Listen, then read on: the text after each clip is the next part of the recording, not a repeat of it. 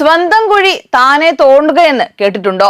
കേട്ടിട്ടില്ലാത്തവർക്ക് അത് നേരിട്ട് കാണാനുള്ള അവസരമാണ് ഇപ്പോൾ ഇസ്രായേൽ ഒരുക്കിക്കൊണ്ടിരിക്കുന്നത്. തന്റെ ശത്രുക്കൾക്ക് തൊട്ടടുത്ത് ചെന്ന് സ്വയം രക്ഷാകവചം തീർക്കാൻ ശ്രമിച്ച് ഒടുവിൽ അതിൽ തന്നെ കുരുങ്ങി ഇരട്ടിപ്പണിയായി വാങ്ങിക്കൂട്ടുന്ന ഒരവസ്ഥയിലേക്കാണ് കാര്യങ്ങളുടെ പോക്ക്.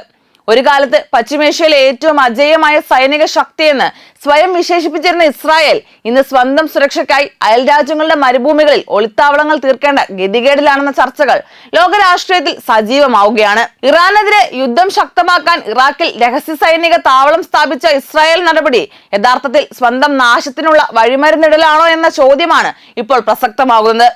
കാരണം ഇറാഖ് എന്ന മണ്ണ് ഇന്ന് വെറും ഒരു ഭൗമ പ്രദേശമല്ല.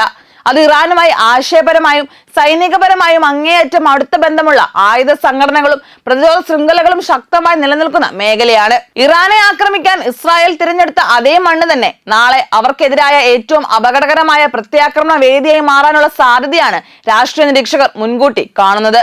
ചുരുക്കത്തിൽ ശത്രുവിന്റെ കോട്ടവാതിക്കൽ ചെന്ന് താവളം അടിക്കുന്നതിലൂടെ ഇസ്രായേൽ വലിയൊരു കെണിയിലേക്കാണ് സ്വയം നടന്നു കയറുന്നത്.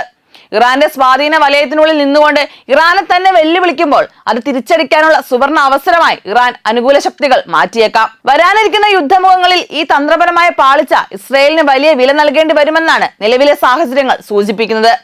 ഇറാഖിന്റെ പടിഞ്ഞാറൻ മരുഭൂമി മേഖലയിൽ ഇസ്രായേൽ രഹസ്യ സൈനിക താവളം സ്ഥാപിച്ചെന്ന വെളിപ്പെടുത്തൽ വെറുമൊരു രഹസ്യ ഓപ്പറേഷന്റെ കഥയല്ല. അത് പശ്ചിമേഷ്യയിലെ ശക്തി സമവാക്യങ്ങൾ എത്ര അപകടകരമായ ഘട്ടത്തിലേക്ക് നീങ്ങിക്കൊണ്ടിരിക്കുകയാണെന്നതിന്റെ തെളിവ് കൂടിയാണ്. വാൾസ്ട്രീറ്റ് ജേണൽ പുറത്തുവിട്ട റിപ്പോർട്ടുകൾ പ്രകാരം ഫെബ്രുവരി 28-ന് ഇറാനെതിരായ അമേരിക്ക ഇസ്രായേൽ സംയുക്ത ആക്രമണങ്ങൾ ആരംഭിക്കുന്നതിന് തൊട്ടു മുൻപാണ് ഈ അനധികൃത ഔട്ട് പോസ്റ്റ് സ്ഥാപിക്കപ്പെട്ടത്. അമേരിക്കയുടെ പൂർണ്ണ അറിവോടെയായിരുന്നു ഈ നീക്കമെന്ന സൂചനയും റിപ്പോർട്ടിലുണ്ട്. അതായത് ഇറാഖിന്റെ പരമാധികാരത്തെ അവഗണിച്ച് ഒരു സ്വതന്ത്ര രാഷ്ട്രത്തിന്റെ മണ്ണിൽ മറ്റൊരു രാജ്യത്തിനെതിരായ യുദ്ധത്തിനുള്ള ലോഞ്ചിങ് പാഡായി ഉപയോഗിക്കുകയായിരുന്നു എന്ന ഗുരുതര ആരോപണമാണ് ഇപ്പോൾ ഉയരുന്നത്.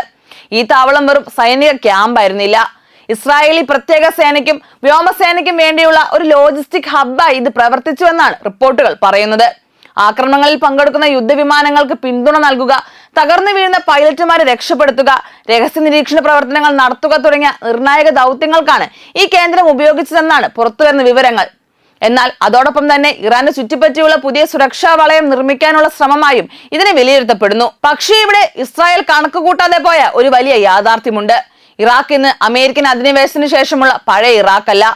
രാജ്യത്തിന്റെ വിവിധ ഭാഗങ്ങളിൽ ഇറാനുമായി അടുപ്പമുള്ള ഷിയ പ്രതിരോധ ഗ്രൂപ്പുകൾ, സായുധ മിലീഷ്യകൾ, ഇറാനിയൻ സ്വാധീനമുള്ള സുരക്ഷാ ശൃംഖലകൾ എന്നിവ ശക്തമായി നിലനിൽക്കുന്നു. ഖദൈബ്, ഹിസ്ബുള്ള, ഹരകത്ത് അൽ നുജബ, ബദർ ഓർഗനൈസേഷൻ പോലുള്ള ഗ്രൂപ്പുകൾ വർഷങ്ങളായി അമേരിക്കൻ ഇസ്രായേൽ സ്വാധീനത്തിനെതിരെ നിലകൊള്ളുന്ന ശക്തികളാണ്. അതായത് ഇറാനെ ആക്രമിക്കാൻ വേണ്ടി ഇറാഖിൽ താവളം തീർത്ത ഇസ്രായേൽ യഥാർത്ഥത്തിൽ ശത്രുവിന്റെ വാതിൽക്കൽ തന്നെ സ്വന്തം സൈനിക സാന്നിധ്യം തുറന്നു കാട്ടിയിരിക്കുകയാണെന്ന വിലയിരുത്തലുകൾ ശക്തമാവുകയാണ്. ഇതുകൊണ്ട് തന്നെ പല രാഷ്ട്രീയ നിരീക്ഷകരും ഇപ്പോൾ പറയുന്നത് ഇസ്രായേൽ സ്വന്തം കുഴി താനെ തോണ്ടി എന്നതാണ്. കാരണം ഒരു രഹസ്യ താവളം ഒരിക്കൽ പുറത്തായാൽ അത് വെറും സൈനിക കേന്ദ്രമല്ല, പ്രത്യാക്രമണങ്ങളുടെ ലക്ഷ്യബിന്ദുവായി മാറും. ഇറാനോ ഇറാൻ അനുകൂല ഗ്രൂപ്പുകളോ നേരിട്ട് ഇസ്രായേലിനെ ആക്രമിക്കുന്നതിനേക്കാൾ എളുപ്പത്തിൽ ഇറാഖിനുള്ളിൽ ഇത്തരം താവളങ്ങൾ ലക്ഷ്യമിടാൻ കഴിയും. അതിനു പുറമെ ഇറാഖിലെ പ്രാദേശിക ശൃംഖലകളും മിലീഷ്യകളും ഈ പ്രദേശത്തെക്കുറിച്ച് വളരെ കൂടുതൽ അറിവുള്ളവരാണ്. മരുഭൂമിയിൽ ഒളിച്ചിരുന്നാലും അത് പൂർണ്ണ സുരക്ഷ ഉറപ്പാക്കില്ലെന്ന സന്ദേശമാണ് ഇപ്പോൾ ഉയരുന്നത്. മാർച്ച് ആദ്യം ഒരു പ്രദേശവാസി സംശയാസ്പദമായ ഹെലികോപ്റ്റർ ചലനങ്ങൾ ശ്രദ്ധയിൽപ്പെടുത്തി ഇറാഖ് അധികൃതരെ അറിയിച്ചതാണ് സംഭവങ്ങൾക്ക് വഴിത്തിരിവായത്. തുടർന്ന് ഇറാഖ് സൈന്യം അന്വേഷണം ആരംഭിച്ചപ്പോൾ ഇസ്രായേൽ നേരിട്ട് വ്യോമാക്രമണം നടത്തിയെന്നാണ് റിപ്പോർട്ടിൽ പറയുന്നത്. ഈ ആക്രമണത്തിൽ ഒരു ഇറാഖി സൈനികൻ കൊല്ലപ്പെടുകയും സൈന്യത്തെ പിൻവാങ്ങാൻ നിർബന്ധിതരാകുകയും ചെയ്തു. സ്വന്തം രാജ്യത്തിന്റെ മണ്ണിൽ നിയമാനുസൃത അന്വേഷണം നടത്താൻ ശ്രമിച്ച സൈന്യത്തിന് മേൽ തന്നെ വിദേശശക്തി ആക്രമണം നടത്തേണ്ടി വന്ന അവസ്ഥ ഇറാഖിന്റെ രാഷ്ട്രീയ സൈനിക ദൗർബല്യത്തെ തുറന്നുകാട്ടി.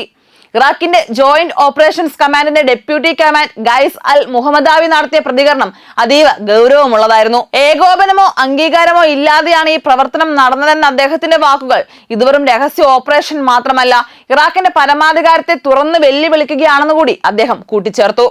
ഇതേസമയം ഇറാനും അമേരിക്കയും തമ്മിലുള്ള സംഘർഷം പുതിയ തലത്തിലേക്ക് നീങ്ങിക്കൊണ്ടിരിക്കുകയാണ്. 2026 മെയ് മാസത്തിൽ ഇറാന്റെ വിദേശകാര്യമന്ത്രി സെയ്ദ് അബ്ബാസ് അരാഗ്ചി നടത്തിയ പ്രസ്താവനകൾ ലോകത്തിന്റെ ശ്രദ്ധ പിടിച്ചുപറ്റിയിരുന്നു. നയതന്ത്രത്തിന് പകരം അമേരിക്ക സൈനിക സാഹസികതയാണ് തിരഞ്ഞെടുക്കുന്നതെന്ന അദ്ദേഹത്തിന്റെ വിമർശനം വെറും രാഷ്ട്രീയ പ്രതികരണമല്ല, മറിച്ച് ഒരു മുന്നറിയിപ്പായിരുന്നു. 2024 അപേക്ഷിച്ച് 120% കൂടുതൽ ശക്തമായ മിസൈൽ ശേഖരവും ലോഞ്ചർ സംവിധാനങ്ങളും ഇപ്പോൾ ഇറാന്റെ കൈവശമുണ്ടെന്നാണ് അദ്ദേഹം പ്രഖ്യാപിച്ചത്.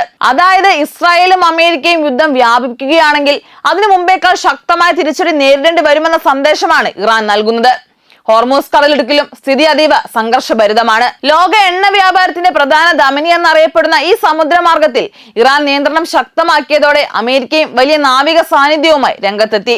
എന്നാൽ ഇറാൻ വ്യക്തമാക്കുന്നത് ഒരു കാര്യമാണ്: ദേശീയ പരമാധികാരം സംരക്ഷിക്കാൻ ആവശ്യമായ എല്ലാ നടപടികളും സ്വീകരിക്കുമെന്നാണ്. ഇസ്രായേൽ ഇറാഖിനുള്ളിൽ രഹസ്യതാവളം സ്ഥാപിച്ചെന്ന റിപ്പോർട്ടുകൾ ഈ വാദത്തിൽ കൂടുതൽ ശക്തി നൽകിയതായാണ് ഇറാൻ മാധ്യമങ്ങൾ അവതരിപ്പിക്കുന്നത്. ഇതിനൊപ്പം മറ്റൊരു വലിയ ഭീഷണിയും ഉയരുന്നുണ്ട്. ഇറാഖിലെ ഇറാൻ അനുകൂല ഗ്രൂപ്പുകൾ ഇതിനകം തന്നെ അമേരിക്കൻ സൈനിക കേന്ദ്രങ്ങൾക്കും പാശ്ചാത്യ താല്പര്യങ്ങൾക്കും നേരെ ഡ്രോൺ മിസൈൽ ആക്രമണങ്ങൾ നടത്തിയെന്ന ചരിത്രമുണ്ട്. അത്തരമൊരു സാഹചര്യത്തിൽ ഇസ്രായേലിന്റെ രഹസ്യ സാന്നിധ്യം പുറത്തായാൽ അത് ഭാവിയിലെ ആക്രമണങ്ങൾക്ക് പ്രധാന ലക്ഷ്യമായി മാറാൻ സാധ്യതയുണ്ട്. അതായത് ഇറാനെ ആക്രമിക്കാൻ തീർത്ത ഈ രഹസ്യ താവളം നാളെ ഇറാൻ അനുകൂല ശക്തികളുടെ പ്രതികാര യുദ്ധത്തിന്റെ കേന്ദ്രബിന്ദുവാകാനും സാധ്യതയുണ്ട്. പശ്ചിമേഷ്യയിൽ ഇപ്പോൾ രൂപപ്പെടുന്നത് വെറും ഒരു സാധാരണ സൈനിക സംഘർഷമല്ല.